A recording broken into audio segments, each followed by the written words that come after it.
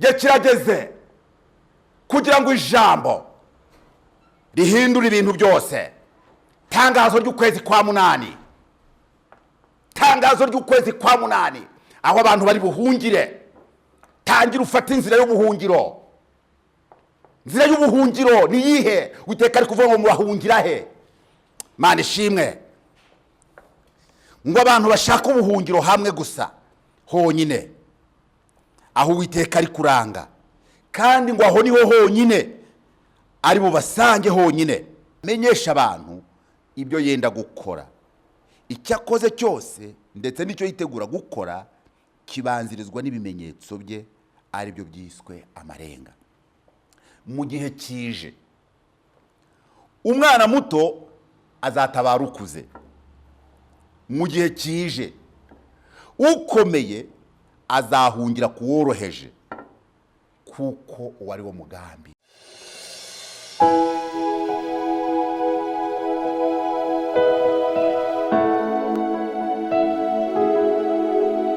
Ngiye kubasuhuza mu izina ry'umwami wacu Yesu Kristo.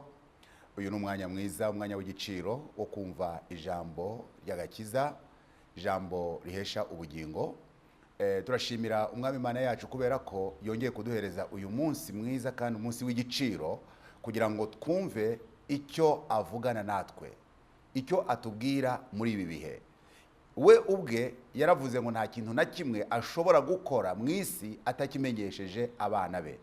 Ntabwo bishoboka. Niyo mpamvu rero iki gihe turi kuvuga iby'umwuka wera ari kubwira isi yose, kugira ngo isi yitegure, isi kanguke, Imana yacu ishyirwe hejuru cyane. Turabashimira rero mwebwe mwese muri kudukurikira, aho muri hirya no hino mu isi, ku migabane itandukanye, mu moko yose, kubera ko iri jambo turi kuvuga ni ijambo ry'umwuka, ni ijambo ndakumirwa.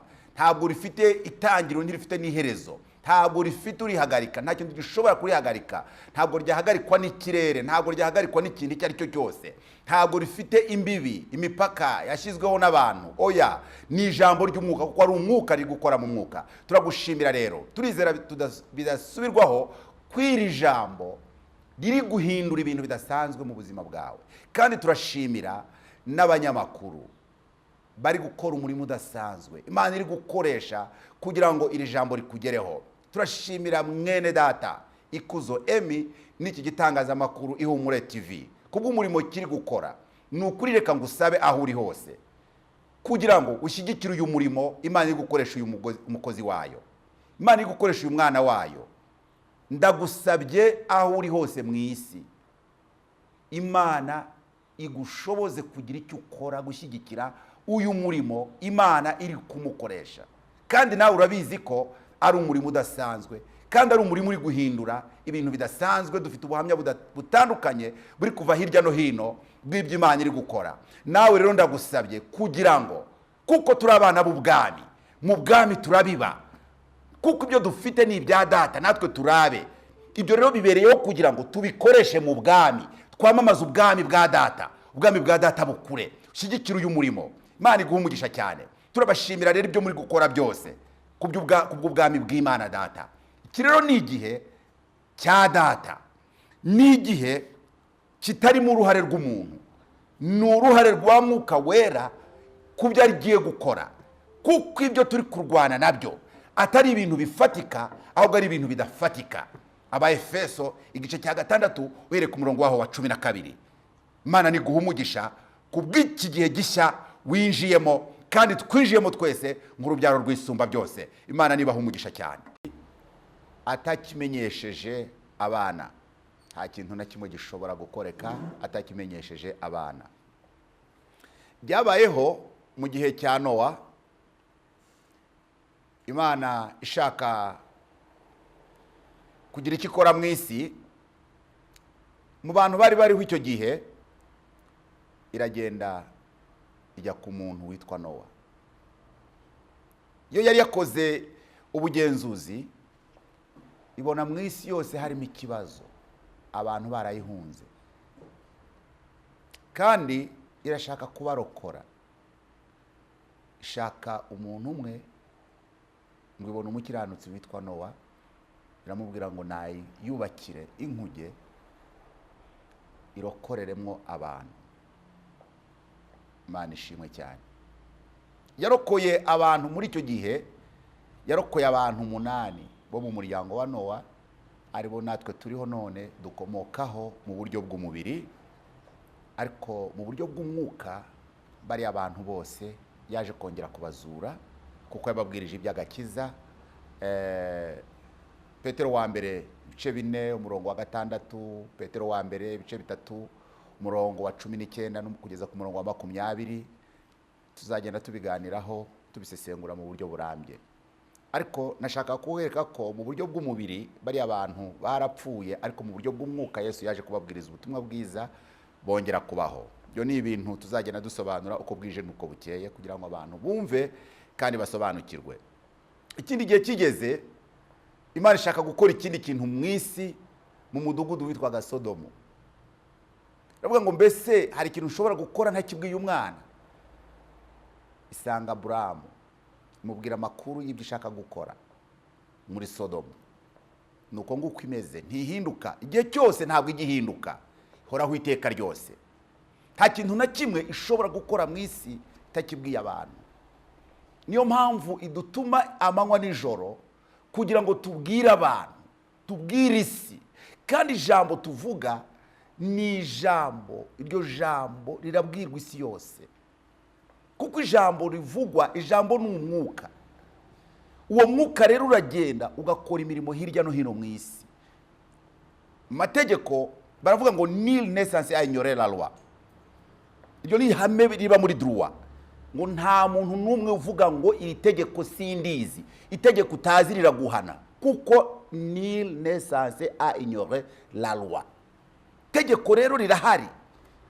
Ntabwo uvuga ngo iri tegeko sindizi ngo niyo mpamvu ngo nakoza aya makosa. Ikosa ni ukuba utazi iryo tegeko. Ikosa ni ukutamenya iryo tegeko. Kuba rero utarizi ntibituma ritaguhana. Ariko umwami Imana yacu mu mwuka, kuko hariho itegeko rishya, ariyo tegeko ry'umwuka w'ubugingo bwo muri Kristo Yesu. Iryo tegeko rirahari, ariyo tegeko ryatubatuye ku itegeko ry'icyaha n'urupfu. Abaroma ibice 8 umurongo waho wa 3.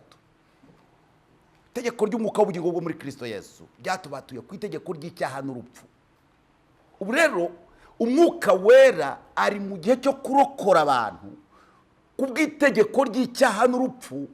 Iryo tegeko ryabaye ryasheshwe, hariho itegeko ry'umwuka w'ubugingo bwo muri Kristo Yesu. Niryo tegeko riri active ubu ngubu. Naho irindi tegeko ryarasheshwe ry'icyaha n'urupfu. Nyamara iryo tegeko ry'icyaha n'urupfu riracyakomeza gutegeka abantu. Ariko umwuka wera akavuga ngo reka mbahereze iryo tegeko rishya, ariryo tegeko ry'umwuka w'ubugingo bwo muri Kristo Yesu, kuko iryo tegeko ribasha kubohora abantu, ariryo ribasha no kubarengera. Niyo mpamvu iryo tegeko ry'umwuka w'ubugingo bwo muri Kristo Yesu, iryo tegeko riri gukora. Kubwo turavuga tugatangaza icyo umwuka wera avuga mu isi, iryo tegeko ry'ubwaryo rigakora, kandi rigakora mu mazu y'abami, rigakora mu bikomangoma, rigakora mu batware, rigakora mu bantu bose no kugeza mu bo hasi b'imbata. Iryo tegeko rirakora kuko ni itegeko ry'umwuka w'ubugingo bwo muri Kristo Yesu. Imana ishimwe. Niyo mpamvu tuvuga kandi turahamya bidasubirwaho ko iryo tegeko ririmo gukora, kandi umwuka wera ari gukora imirimo hirya no hino mu isi. Imana ishimwe cyane. Uyu munsi ndakubwira iby'ibihe, iby'umwuka wera ari kuvuga mu bihe, iby'umwuka wera ari kuvuga mu isi yose. Ibyo ari kuvuga mu isi, ndongera nkubwire icyo umwuka wera ari gutangaza kuri uku kwezi kwa 8. Ari kuvuga ubuhungiro, ari kwerekana ubuhungiro, ari kwerekana aho abantu bagomba guhungira, kuko hari ibiri hano inyuma bije, ariko akavuga ngo dore ubuhungiro. Ndaza nkubwira iby'ubuhungiro. Izina rya Yesu nirishyirwe hejuru cyane. Abaefeso ibice 6 n'umurongo waho wa 12. Ngo kuko tudakirana n'abafite amaraso n'umubiri, ahubwo dukirana n'abatware, n'abafite ubushobozi, n'abategeka iyi si y'umwijima n'imyuka mibi y'ahantu ho mu ijuru. Wumve neza. ngo kuko tudakirana n'abafite amaraso n'umubiri. Gukirana ni ukurwana. Ntabwo turwana, ntabwo isi iri kurwana n'abafite umubiri n'amaraso. Ntabwo ibibazo isi ihanganye nabyo ari ibibazo biri guturuka mu ntekerezo z'abantu, mu byo abantu bakora. Icyo ni cyo cya mbere umwuka wera atangaza muri iki gihe. Ntabwo intambara ziri mu isi, ntabwo ibibazo biri mu isi byamaze biri kwafekta ubuzima bwose bw'abantu. Ntabwo bifite inkomoko ku mibiri no mu maraso, kuko ikibazo gihari mu isi ni ikibazo cy'urubyaro. Hariho ikibazo cy'imbyaro ebyiri. Hariho urubyaro rw'Uwiteka, hakabaho n'ikibazo cy'urubyaro rwa Satani. Rero izo zose ni imbyaro z'umwuka, ariko efe cyangwa konsekanse cyangwa ingaruka biragaragarira hehe? Biragaragarira mu mubiri. Ariko inkomoko, ibyo turi kurwana nabyo, ntabwo ari ibintu bifite inkomoko mu mubiri, ntabwo ari ibintu bifite inkomoko ku bantu fizike, ahubwo ni ibintu bifite aho biri gukomoka. Kuko ibyo turwana nabyo si ibyo ngibyo. Ibyo umuntu ari kurwana nabyo mu isi, ibyo abakomeye bari kurwana nabyo, ibyo aboroheje bari kurwana nabyo, ibyo abari hagati bari kurwana nabyo, ntabwo ari ibintu bifite inkomoko mu mubiri w'umuntu, ntabwo ari ibintu bifite inkomoko mu bitekerezo by'umuntu. Kuko ijambo Mwuka Wera aravuga ngo ibyo turi kurwana nabyo, ibyo turi gukirana nabyo, ntabwo ari ibintu bifite imibiri, ntabwo ari ibintu bifite amaraso. Iyo principe ubanza uyumve mbere y'ibindi byose, kugira ngo igihe twinjiyemo aho turi kugana ubuhungiro, Umwuka Wera ari kwerekana, umenya aho uhungira kandi umenya n'icyo urimo guhunga. Kuko uku kwezi ni ukwezi ko kwerekana aho abantu bahungira, ni ukwezi ko kwerekana aho abantu bahungira. Ngo ahubwo dukirana n'abatware n'abafite ubushobozi n'abategeka iyi si y'umwijima n'imyuka mibi y'ahantu ho mu ijuru. Umva ngo abo turi gukirana nabo, ngo ahubwo turi gukirana n'abatware n'abafite ubushobozi n'abategeka iyi si y'umwijima n'imyuka mibi y'ahantu ho mu ijuru. Nibyo umuntu ari gukirana nabyo. Ibintu ari gukirana nabyo ni ibintu bimurusha ubushobozi, ni ibintu bimurusha imbaraga, ni ibintu adashobora kurwana nabyo ngo abitsinde. Kuko ibyo bintu bifite inkomoko mu mwuka. Reka mbanze mvuga aka kantu gatoya. Ntabwo ibyo umuntu ari kurwana nabyo arizo konsekanse z'icyaha zimanifesta mu mibiri y'abantu no mu isi. Ntabwo icyaha gifite inkomoko mu mubiri. Unyumve neza, icyaha gifite inkomoko mu mwuka. Icyaha gifite inkomoko mu mwuka. Icyaha kiba mu mwuka. Ntabwo icyaha gifite inkomoko mu mubiri. Oya, ntabwo umuntu ari we wakoze icyaha. Icyaha rero cyakorewe mu mwuka. Niyo mpamvu ntabwo gukemura ikibazo cy'icyaha bikorwa cyangwa byari gukorerwa n'umuntu mu buryo bw'umubiri bidaturutse mu mwuka, kubera ko icyaha kiba mu mwuka, cyakorewe mu mwuka. Pawulo ajya gusobanura iby'icyaha, asobanura n'ingaruka zacyo, agasobanura n'uburyo cyakuweho. Yabisobanuye cyamaze kugera mu mubiri. Abaroma cyane cyane mu gice cyaho cya 5 yasobanuye, umwuka wera yamuhishuriye iby'icyaha, ariko cyamaze kugera hehe? Mu mubiri w'umuntu. Ariko ntabwo yigeze amusobanurira inkomoko y'icyaha mu mwuka. Reka mbaho urugero rworoheje. Muri iyi minsi isi iri kurwana n'icyorezo cya corona virus. Virus ya corona yakwirakwiye mu isi yose. Iyo virus yahishuwe ku itariki 16 z'ukwezi kwa 11 mu mwaka wa 2019 mu gihugu cy'Ubushinwa, mu mujyi witwa Wuhan. Hari ku itariki 16 z'ukwezi kwa 11 mu mwaka wa 2019. Ubu turi kuvugana mu matariki ya mbere y'ukwezi kwa 8 mu mwaka wa 2021. Imyaka 2 itarashira. Iyo virisi imaze kwandurwa n'abantu miliyoni 200 mu isi. Miliyoni 200 abo nababashije kumenyekana ngo banduye iyo virusi. Kandi virusi yakomotse mu muntu umwe. Umuntu umwe yanduza, amaze kwanduza miliyoni 200 z'abantu mu gihe kitaragera mu myaka 2. Muri izo miliyoni 200 hamaze gupfamo abari hagati ya miliyoni 6 na miliyoni 10 mu gihe kitaragera ku myaka 2.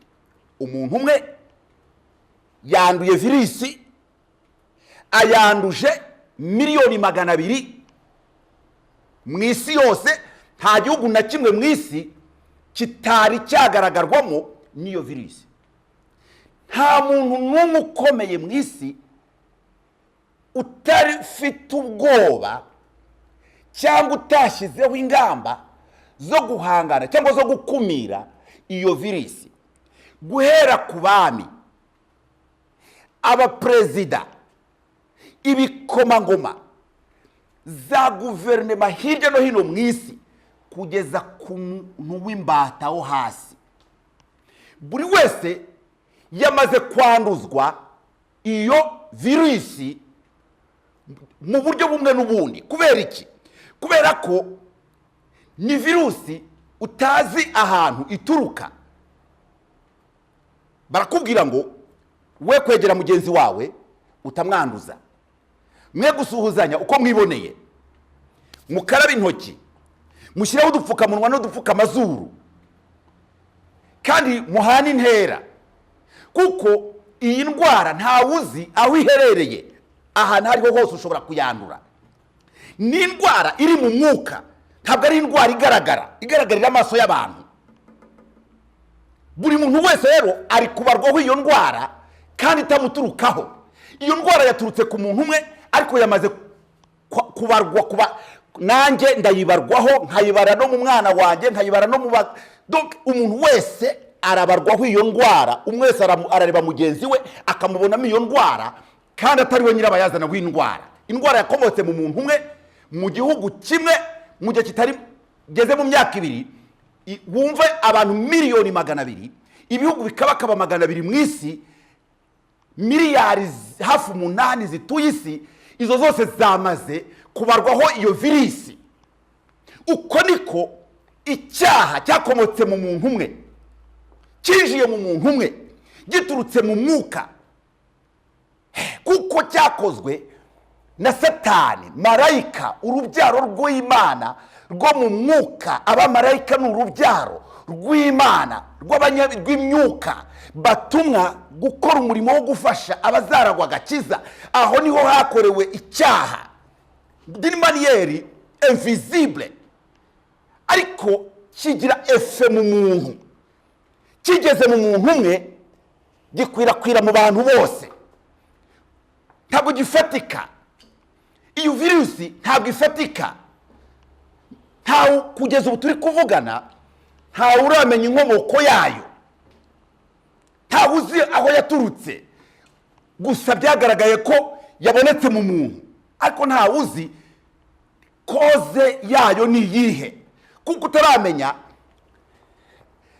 Ngira ngo terme technique ngo ni cause etiologique. Donc impamvu yayo ni iki cyayiteye, kugira ngo ivurwe uzi ni cyayiteye. Iby'isi iri gukora byose ni ukugerageza, uko niko icyaha kimaze kwinjira mu muntu cyashakiwe ibisubizo mu buryo bumwe n'ubundi.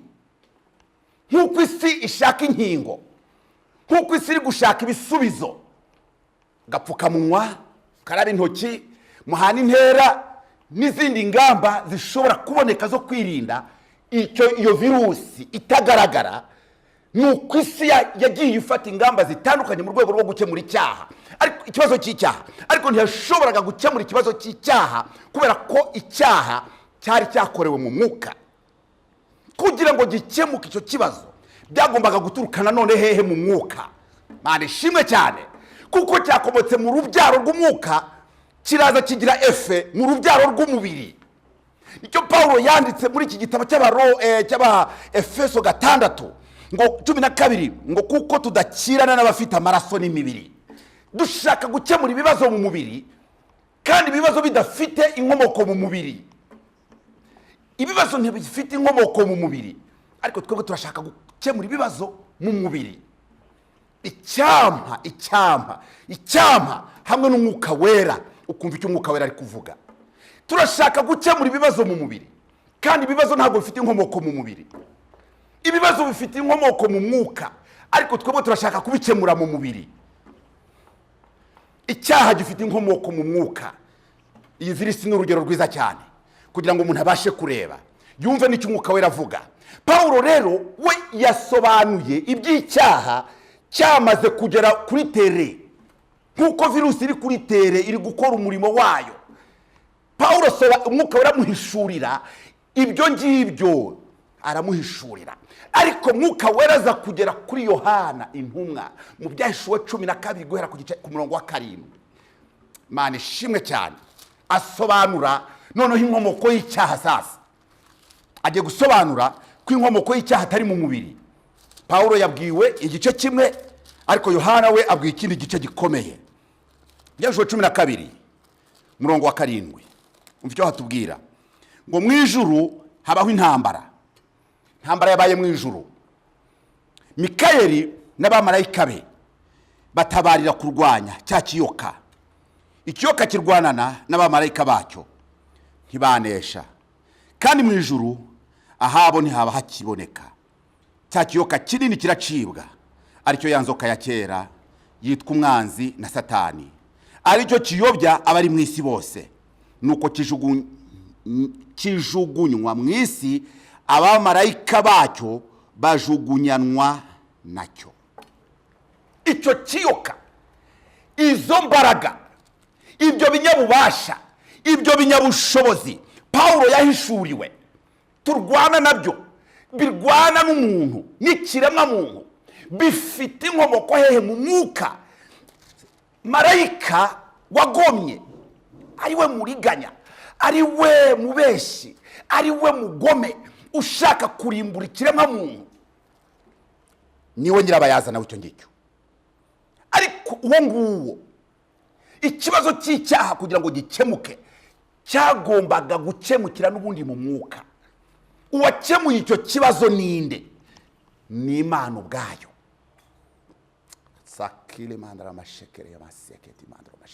Imana ubwayo niyo yakemuye icyo kibazo, kuko ni ikibazo cyabonetse mu rubyaro. Iyo ntambara iri hagati y'urubyaro, urubyaro rw'umwuka n'urubyaro rw'umubiri. Urubyaro rw'umubiri ruri kwibona muri konsekanse rukashaka gukemura ibibazo muri konseka mu buryo bw'umubiri, kandi ibibazo bidakomoka mu mubiri. Ninde uri bukemura ikibazo cy'abana? Ni umuremyi wabo wenyine. Niyo mpamvu yonyine ubwayo yimanukiye, iza yambaye umubiri. Yonyine ubwayo iramanuka, iraza yambara wa mubiri w'umuntu, iraza ikoreramo imirimo. Yonyine ubwayo itanga igitambo cy'amaraso. Imbabazi ziraboneka, kuko amaraso atamenetse ntabwo imbabazi zishobora kuboneka. La sikiti mandra bashia, ntibishoboka ko imbabazi zaboneka hatamenetse amaraso. No kugira ngo muri bwa buryo Imana yashakaga periode ya mbere yahanuraga igihe cyendaga kuzaza, no kugira ngo imbabazi ziboneke, nuko hamenekaga amaraso y'itungo, intama, ihene, ibitambo by'inka, ibitambo by'inuma, ibitambo, amaraso akameneka. Ntabwo imbabazi zishobora kuboneka amaraso atamenetse. Nk'uko uyu munsi isi iri gushakisha ibisubizo bya virusi ya korona, niko mu gihe cya mbere bageragezaga, hariho ni nk'ibisubizo biri ephémère, reka nkoresha iyo terime basi nyitize. Ni ibisubizo biri aho elementaire, primaire, byoroheje, byo bitegura ibindi bizaza. Nk'uko isi iri gushaka udusubizo, korona, agapfukamunwa, gukingira, ngo ariko wakingiwe ntakureho n'agapfukamunwa, kuko gukingira ntabwo bitanga sécurité yo kutandura. Niba gukingira bidatanga sécurité yo kutandura, ni ibyo bisubizo nyine. Nyamara iby'isi iri kurwana nabyo ntabwo ari ibintu bifatika. Imbabazi ziboneka kubera ko amaraso amenetse. Amaraso y'Imana ubwayo yambaye umubiri kugira ngo ibone igitambo cy'amaraso yo gukemura ikibazo cy'icyaha cyakorewe mu mwuka kikagira ingaruka ku muntu. Satani aratsindwa forever and ever. Ikibazo mu mwuka kirarangira, ikibazo cyararangiye. Uyu munsi Satani ari gukora mu buryo bw'uburiganya n'amayeri menshi kugira ngo ashuke abantu ngo ikibazo kiracyahari. Kabwira abantu ngo nimushake ibisubizo mu buryo bufatika, ariko Umwuka Wera aravuga ngo dore ndabereka inzira, ndabereka ubuhungiro. Zira rya Yesu rishyirwe hejuru cyane. Gisubizo kirahari, gisubizo cyarabonetse, gisubizo cyarabonetse. Ku musaraba niho tangiriro, niho muzi w'imbabazi, niho muzi w'ubuzima, niho ibintu byose byatangiriye. Imana ishimwe. Imana ibubonye urubyaro rushya rutarwana mu buryo bufatika, rurwana mu buryo bw'umwuka, kuko intambara ari y'umwuka. N'urubyaro rw'umwuka ni Imana yambaye imibiri y'abantu, ni Imana mu mubiri, ni Imana igenda, ni Imana ifite izina mu isi yitwa Deni Rurangwa, ariko ni Imana ubwayo, kuko atari inyama n'amaraso, ahubwo ni Umwuka Wera. Imana ishimwe cyane, Imana ishimwe, Imana ishimwe. Izina rya Yesu rihabwa icyubahiro.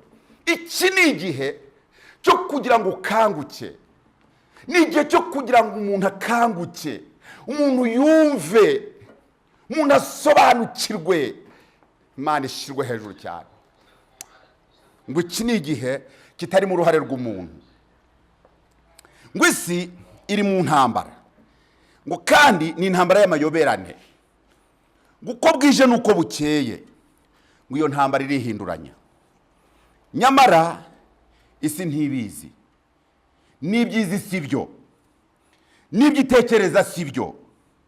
Ngo iyo ntambara ni intambara y'abayomerane n'uburiganya. Ngo nta muntu wabasha kumenya iby'iyo ntambara ategereye Imana ngo abe ariyo imuhishurira ibyayo.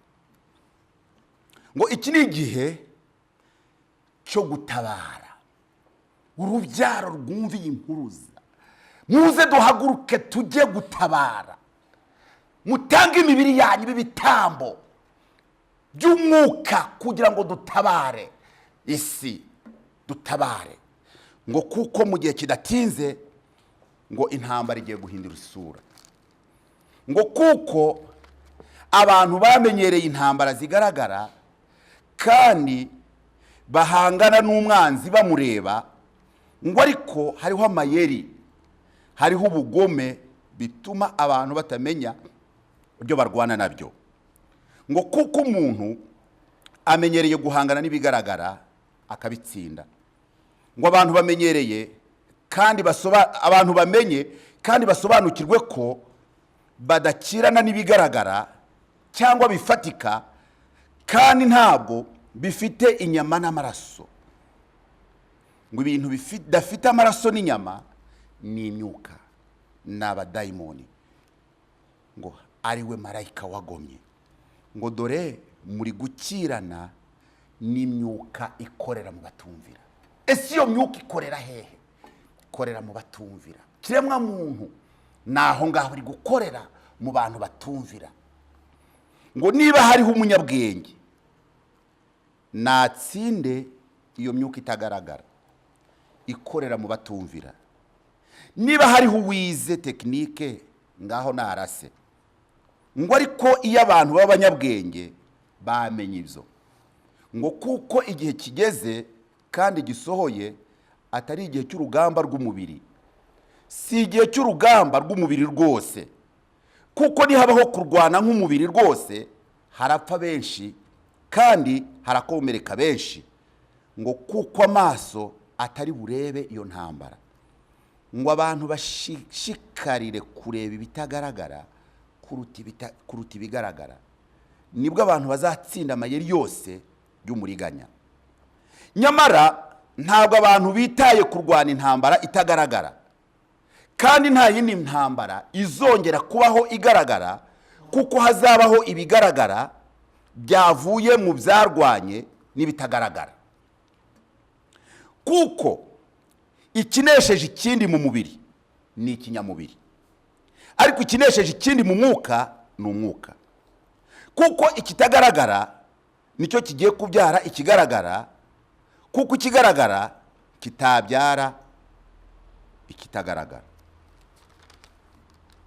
Hanyuma abantu bashishikarire kwinjira mu rugamba rw'ibitagaragara kandi bucece, kuko abantu ibyo barwana nabyo birabareba, ariko bo ntibabireba. Abantu mugerageze gushaka ibyahishwa abanyabwenge, kandi mugerageze gushaka ibyo mutabonye kuruta gushaka ibyo mubona buri munsi. Ngo ariko ubundi mushakira iki ibigaragara ko ari ibyanyu? Murabishakira iki? Kuki umuntu ahora ashaka ibyo afite kugeza ubwo atanga ubuzima bwe ngo abibone? Umwami Imana ikabaza ngo ni kuki umuntu ahinduka imbata y'ibintu yabibura akumva ko agomba kutabaho? Ni ukubera iki umuntu namuhaye kuyobora ibyo atunze ndetse n'ibiri mu isi, ariko kuki umuntu ayoborwa n'ibyo atunze kugeza ubwo bimushyira ahantu atabasha kwikura, kugeza ubwo ibintu bimuhamba nk'aho yabihambye, kugeza ubwo bimuhindukira uburiganya, bikamuriganya, agasigara arwana n'ikintu atazi kandi ari we wakishyizemo? Kuki umuntu yitega umutego bikarangira ahamagaye Imana ngo nimukure mu mutego kandi ari we wawiteze? Ngo nyamara isi yiteze umutego, none kuwuvamo biri kuyigora. Kugira ngo uwo mutego uteguke, ndi busenye byose kugira ngo ndokore. Uwo ni Uwiteka uvuga iryo. Kuko umuntu ntafite kwikuraho yishyize, kandi mu mugambi wanjye nk'Imana ari ukwegurira umuntu byose ngo abitegeke kandi abiyobore, nyamara byarangiza bikamuyobora. Kandi nkaba narakoze igikorwa cya kabiri cyo gucungura umuntu kugira ngo mwereke ko atakiri umuretwa, nyamara agakomeza gushaka uburetwa. None ko abantu bantabaza, mbese nge nabura igisubizo kugira ngo ndokore? kugira ngo irokore iri busenye byose yubake bishya. Kugeza iyi saha n'uyu munota mu bwami bw'Imana, Imana niyo mushinja w'abantu, nuko yazanye umucyo ngo umuntu agende ahabona kandi agende yishimye, ariko umuntu agatera umugongo umucyo agahita umwijima, akimura iby'umumaro akimika ibidafite umumaro. Uwiteka icyo arakizi, yarakibonye kandi arakibona. Uwiteka icyo yarakibonye, arakizi kandi arakibona. Ari mu nzira yo gukura umwana w'umuntu mu mutego yishyizemo. Uwiteka azanye umukenyero mushya, niwo ugiye gukora mu gihe kije, kuko ukuri kwe niko kuzambarwa mu ijosi, niko umuntu azakenyera mu nda, niko umuntu agiye kwambara mu mutwe, niko umuntu agiye kwambara mu birenge, kuko Uwiteka ahamya ko akize ku kuri.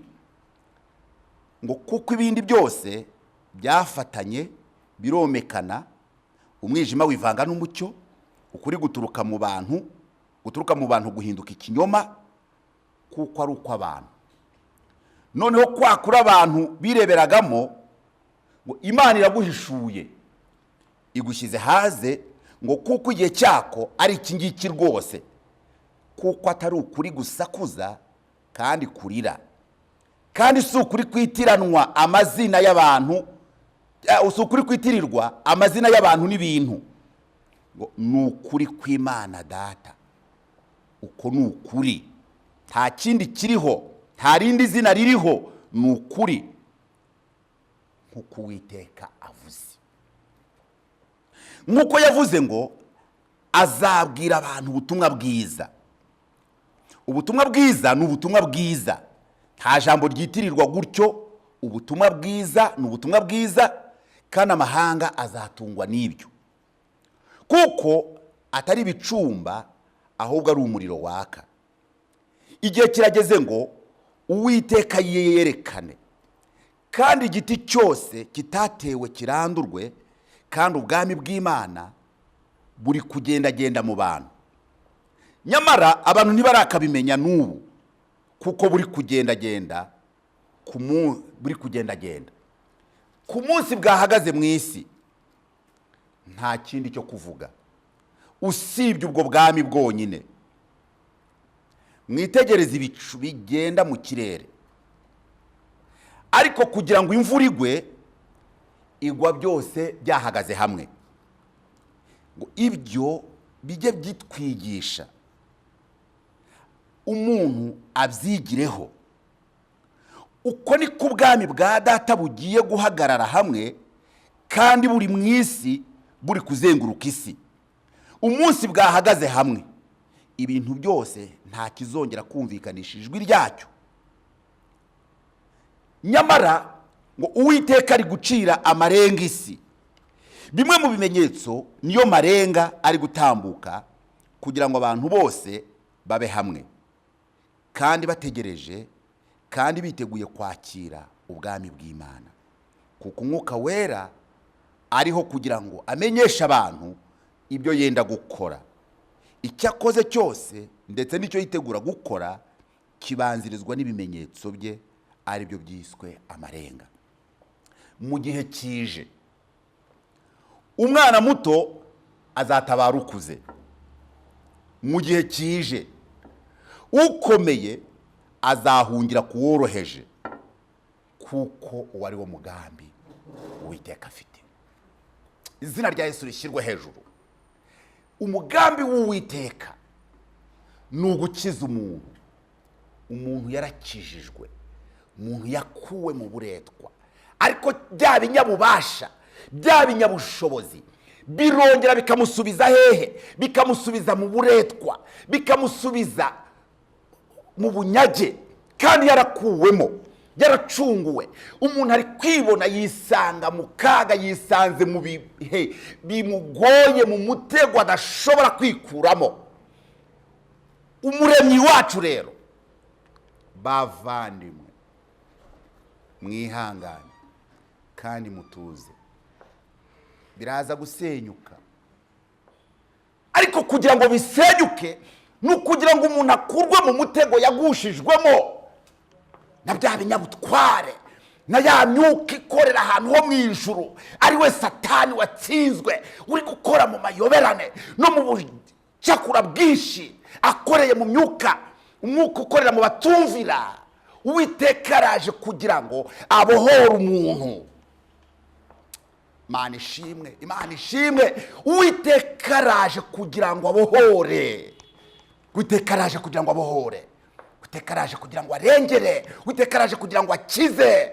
Vana imbohe mu nzu y'imbohe, kingurira abarira, ahoza abarira. Iri jambo ririmo kuvugwa, iri jambo riri kuvugwa rirakora umurimo ukomeye cyane. Iri jambo riri kuvugwa rirakora umurimo ukomeye cyane, kuko ni igihe cy'ijambo, kuko ni igihe cy'ubutumwa bwiza bugomba kubwirwa abari mu isi bose. Izina rya Yesu rishyirwe hejuru cyane. Imana ishimwe cyane, Imana ishimwe. Igihe kirageze kugira ngo ukuri kujya hagaragara. Igihe kirageze kugira ngo ijambo rihindure ibintu byose. Tangazo ry'ukwezi kwa munani, tangazo ry'ukwezi kwa munani, aho abantu bari buhungire. Tangira ufata inzira y'ubuhungiro. Inzira y'ubuhungiro ni yihe? Uwiteka ari kuvuga ngo mubahungira he? Imana ishimwe. Ngo abantu bashaka ubuhungiro hamwe gusa honyine, aho Uwiteka ari kuranga, kandi ngo aho niho honyine ari bubasange honyine. Atari aho ngaho, ahatari aho ngaho hari umurimbuzi. Mu buhungiro ni hamwe abantu bahungire mu kuri ndetse no mu mwuka. Ngo mu kuri ni mu ijambo rye, mu mwuka ni mu mwana. Umwana ninde? Ni Yesu Kristo. Ngo kuko byose bibatirizwa kandi bikitirirwa mu izina mu mwana, nta handi byose biri aho ngaho. Abantu basige inzu zubatswe n'intoki zabo. Ryo ni itangazo ndi gusoma. Ngo abantu basige inzu zubatswe n'amaboko yabo, babe mu kuri kandi babe mu mwuka. Aho niho honyine Uwiteka atanze itangazo honyine kuri iyi tariki. Ngo abantu bose baba ariho bajya. Ngo abantu be kuhakwepa, ngo kandi be kwiruka, ngo bahasige, kuko nta ahandi hari kuzerera umurimbuzi n'umunyazi. Iri ni ryo tangazo nahawe ngo nditangarize n'abandi, nawe uritangarize undi. Haleluya. Ngo kuko hariho isoko aho muri ubwo buhungiro, ariho mu kuri no mu mwuka. Ukuri ni mu ijambo, mu mwuka ni mu mwana. Imana ishimwe cyane. Mu kuri ni mu ijambo rye, naho mu mwuka ni mu mwana. Aho ngaho ngo niho harimo isoko, nta mapfa ahari. Ngo kandi harimo ubuzima bwisumbuye, kandi harimo ubumenyi butamenyeshejwe isi, kandi harimo ibyishimo, kandi harimo n'amahoro bidasigana. abantu ngo ni mu bikunde, kuko igihe kije kandi gisohoye, ni ukuri kiraje kandi kirasohoye muri iki gihe, kandi ni ukuri nakivuze mu mugani, kandi nkivugana n'umusamariyakazi, kandi gisohoye muri iki gihe, kuko cyari amarenga y'icyo gihe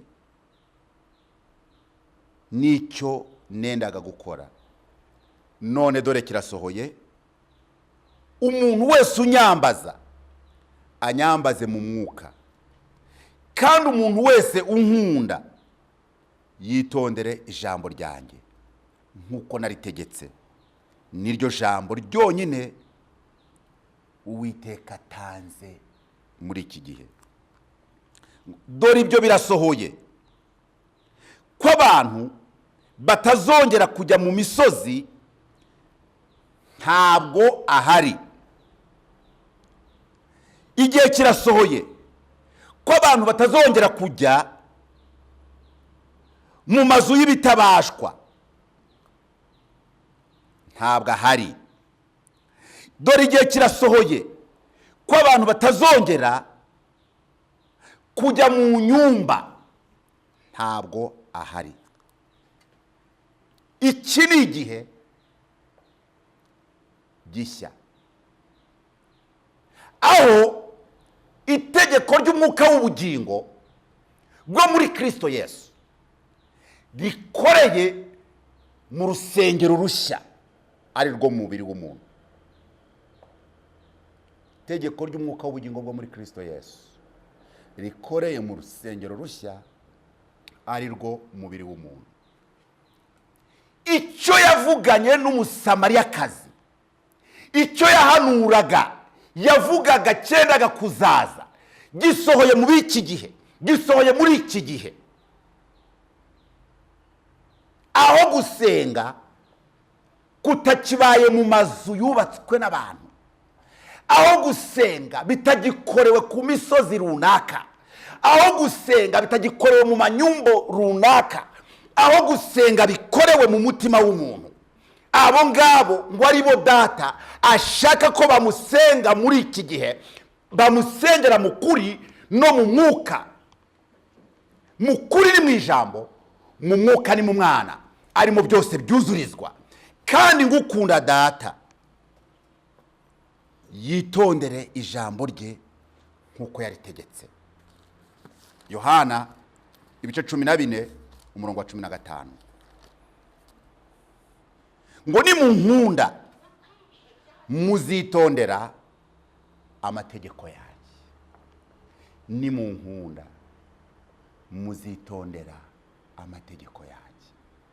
Kandi Uwera akavuga ngo erega ndagukunda.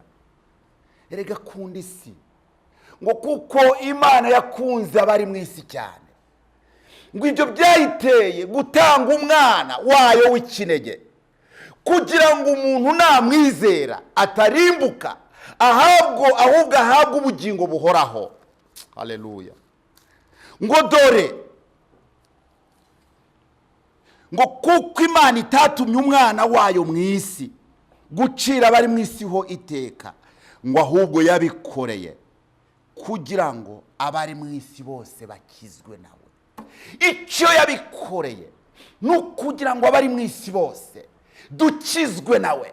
Igituma ari gukora ibi, igituma ari kuvuga ibi, agasobanura ibihe, akabibwira abantu, agateguza abantu, ni ukugira ngo bamenyeshe iby'itegeko rishya, iby'igihe gishya, iby'igihe turimo. Erega burije kandi burenda gucya, burije kandi burenda gucya.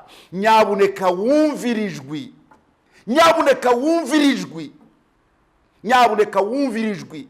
Hari igihe ijwi wumva uyu munsi ryaba ari ryo rya nyuma, ijwi rya nyuma rivuga, ribanziriza kugaruka kwa Yesu. Yabwiye Yeremiya, iramubwira ngo nagutumye kurandura, kubika, gusenya no gukubita hasi. Ariko irongera iramubwira ngo uzongera wubake kandi utere n'imbuto. hari ibintu bibiri umwuka wera wa Kristo ahuriyeho na wa mwuka ukorera mu batumvira. Ndagira ngo nkubwire ko hari ibintu bahuriraho. Bose barasenya, bakubika, bakarandura, bagakubita hasi. Iyo myuka yose irakora. Umwuka wa Satani ari wo turimo kuvugaho, umwuka wera ari kuduhungisha, we iyo usenye ntabwo wubaka, iyo uranduye ntabwo utera. Ariko umwuka wa Kristo iyo usenye urubaka, iyo uranduye utera imbuto. Mana ishimwe cyane, nicyo ngicyo bitandukaniyeho. Umwuka wa Kristo uri gusenya imirimo ya Satani, ariko uri kubaka imirimo y'ubumana. Iyo uri gusenya, iyo uri kurandura imirimo, imbuto Satani yateye, umwuka wera bari gutera indi mbuto nshya. Niyo mpamvu muri iri jambo harimo gusenya, harimo kubika, ariko harimo no gutera, harimo no kuba ibindi mbuto nshya y'ubwami bw'Imana, kuko turi abana bisumba byose. Izina rya Yesu rishyirwe hejuru. Paulo yanditse ijambo rikomeye, aravuga ngo n'Abakorinto ba kabiri ibice 10 umurongo wa 3 n'uwa 5. Paulo, Abakorinto ba kabiri ni ibice 10 umurongo wa 3 kugeza ku murongo wa 5, ngo nubwo tugenda dufite umubiri w'umuntu ntiturwana mu buryo bw'abantu. Nubwo tugenda dufite umubiri w'abantu, ngo ntabwo turwana mu buryo bw'abantu. Ndakangurira isi yose, nubwo dufite imibiri, ndahamagarira abana bisumba byose, urubyaro rw'isumba byose, nubwo dufite imibiri, ntabwo turwana mu buryo bw'abantu. Ntabwo ariyo ntambara yacu, kuko intwaro z'intambara yacu atari iz'abantu. Mana ishimwe, ngo ahubwo imbere y'Imana zigira imbaraga zo gusenya ibihome no gukubita hasi. Imbere ya Data ngo zifite ubushobozi bwo gusenya ibihome no gukubita hasi. Turimo gusenya ibihome, turavuga ibihome byakorewe mu mwuka bikagira ingaruka mu mubiri. Turabibona mu mubiri, ariko byubakiwe mu mwuka. Turadeklara ko tubizi ko byaturutse mu mwuka. Niyo mpamvu tudafite ubwoba. Niyo mpamvu ijambo tuvuga, iryo jambo risenya, rikubita hasi, rirandura, ryubika, ariko nanone rikongera rigatera, rikongera rikanubaka, kuko ni ijambo ry'umwuka. Mana ishimwe, ni ijambo ry'umwuka, ni ijambo rifite imbaraga, ni ijambo rifite ubushobozi. Haya sekiri mandro bashia, ni ijambo ridasanzwe. Mana ishimwe, Mana ishimwe, Mana ishimwe, Mana ishimwe. Haleluya, haleluya. Ngo dukubita hasi impaka n'ikintu cyose cyishiriye hejuru kurwanya kumenya Imana. Dukubita hasi impaka. Turi gukubita hasi impaka n'ikintu cyose cyishiriye hejuru kurwanya kumenya Imana. Ndaguhamagarira mu isi yose aho uri, ngo hagurukane natwe, dukubite hasi, dusenye, dukubite hasi impaka n'ikintu cyose cyishiriye hejuru kurwanya kumenya Imana. Kandi dufata mpiri ibitekerezwa mu mitima byose ngo tubigomorore Kristo. Turafata mpiri ibitekerezwa mu mitima byose, inspiration zose zikomoka muri ibyo binyabutware, zikaza zigakorera mu myuka y'abatumvira. Turavuga ko ibyo byose tubifata mpiri mu izina rya Yesu Kristo.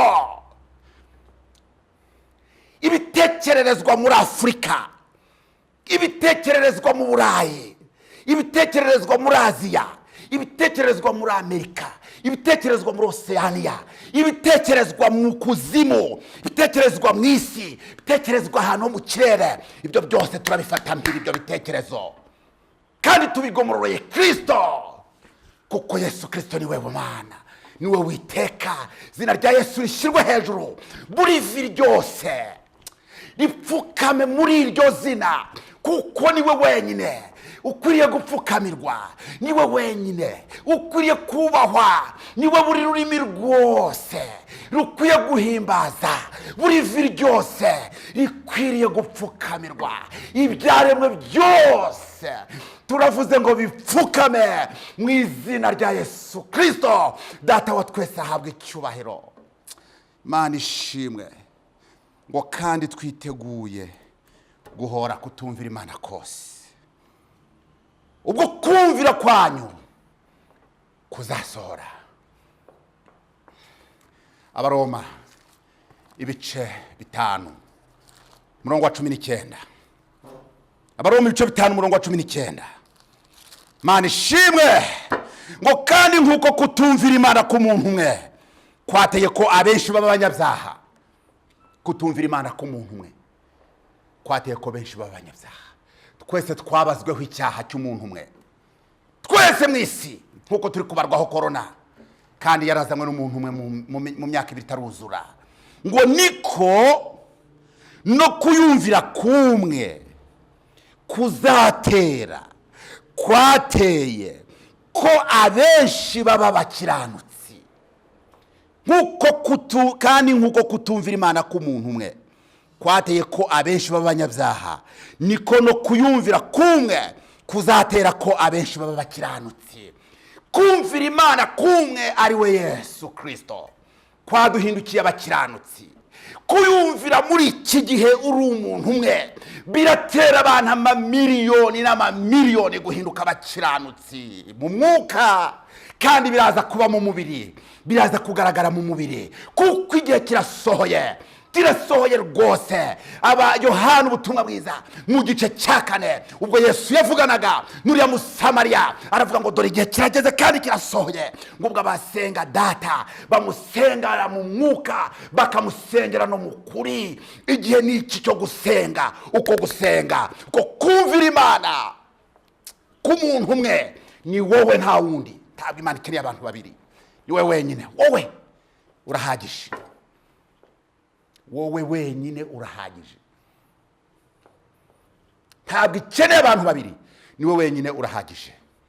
Aho uri hose mu isi, mu gihugu urimo, ndakubwiye ngo kumvira kwawe kuzanya agakiza mu isi, kumvira kwawe guteye gukiranuka mu isi, mu izina rya Yesu Kristo umwami wacu, none ibihe bidashira. Amen.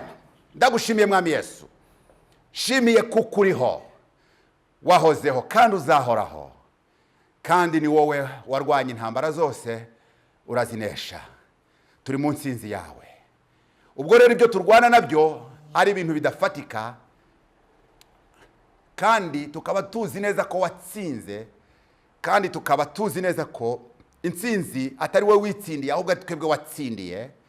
Turagushimiye yuko isi ibonye amahoro, kandi icyubahiro kibaye cyawe wenyine, binyuze mu bana, binyuze mu rubyaro rwawe ruri mu isi yose, binyuze muri iri jambo ryiza, jambo rizima, jambo ry'amahoro, jambo ry'ihumure. Uhabwe icyubahiro, buri vi ryose ripfukame mu izina rya Yesu Kristo, kandi buri rurimi rwose ruhamye ko Yesu Kristo ari Uwiteka. Ndagushimiye kuko uriho, wahozeho kandi uzahoraho, none n'iteka ryose. Amen. Amen.